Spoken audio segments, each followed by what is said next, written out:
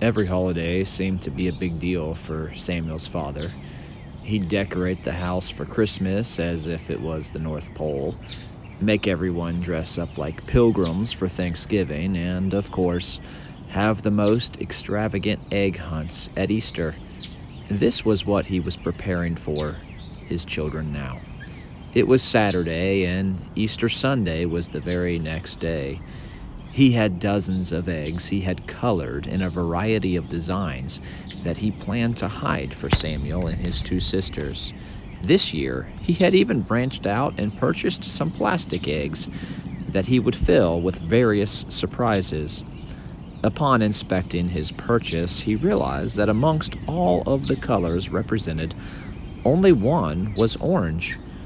"That's strange," he said, "but hey, I'll have to put the special prize in that one." And that is exactly what he did.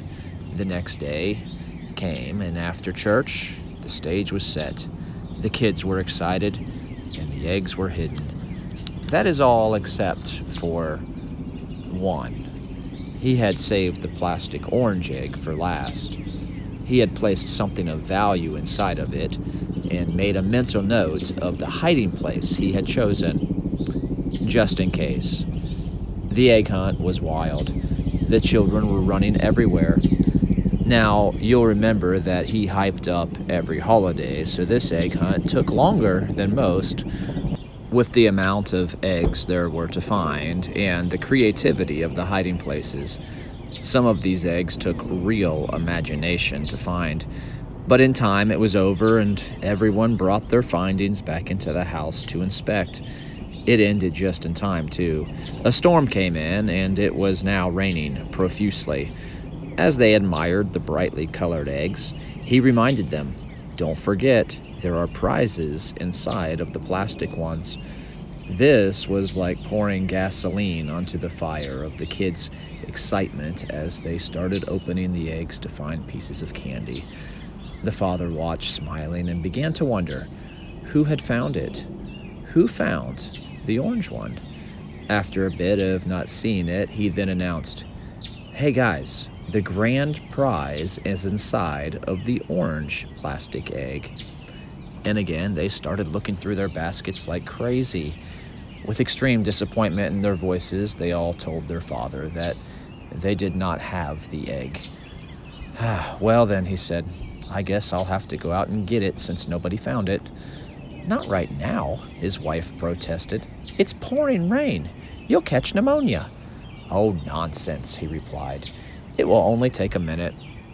They all watched out the window to see where he had chosen to hide the grand prize egg. He made his way to the old tree in the corner of the yard and reached inside the small hole in its side. "We should have known," the girls exclaimed. Samuel was bewildered. He only thought to himself, "I could have sworn I checked there." They watched as their father pulled his hand out of the hole, and his hand was empty. He peeked inside to have a look. They could tell he was becoming frustrated. He frantically searched everywhere around the tree. There seemed to be no success, only more frustration. This went on for several minutes, and eventually, his wife began yelling to him from the back door to come back inside, as the rain was getting harder. After a good long while, he finally did come back in, drenched from head to toe, and extremely displeased with himself for not finding the egg. Now, as it turns out, what his wife had told him was accurate. He did catch pneumonia, and a few days later, he died.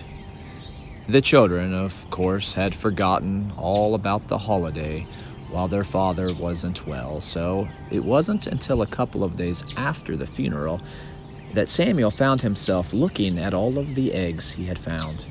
As he rummaged through the basket, he saw it, buried beneath the others. At the very bottom was the orange egg.